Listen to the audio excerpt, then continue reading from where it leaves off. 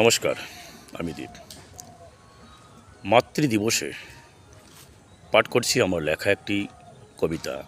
কবিতার শিরোনাম মা। 10 মাস 10 দিন গর্ভে ধারণ করে হাজারো যন্ত্রণার কষ্টের পাহাড় বুকে নিয়ে আমাকে জন্ম দিয়েছে মা। দেখেছি পৃথিবীর আলো, মায়ের মুখের দিকে তাকিয়ে ডেকেছি মা মা। মা আমাকে কোলে তুলে নিয়ে আদরে আদরে চুমুতে চুমুতে ভরিয়ে দিয়েছিল। তারপর অনেক যত্নে লালন পালন করে আজ এত বড় করে তুলেছে। বুঝতে দেয়নি কোনো দিন অভাব অনটন, আড়াল করে রেখেছে অসহনীয় কষ্ট।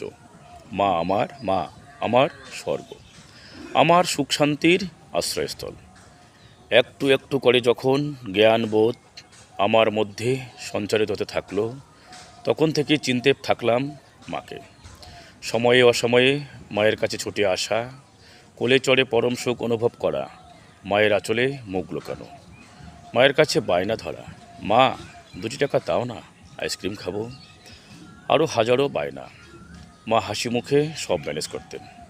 বাড়ির নানাবিধ কাজ ছেড়ে মা যখন ভালো মন্দ রান্না করতে বসতেন, আমি অবাক চোখে মায়ের রান্না করা দেখতাম। মা যেদিন মাছ মাংস রান্না করত, সেদিন মায়ের কাছে রান্না হওয়ার শেষ মুহূর্তে বায়না করতাম, মা আমাকে একটু করে দাও না, খেয়ে দেখি। মাও হাসি মুখে আবদার মেটাতো। সেই মা আমার আরাধ্য, আমার স্বর্গ, আমার জীবন্ত ঈশ্বর। ধন্যবাদ।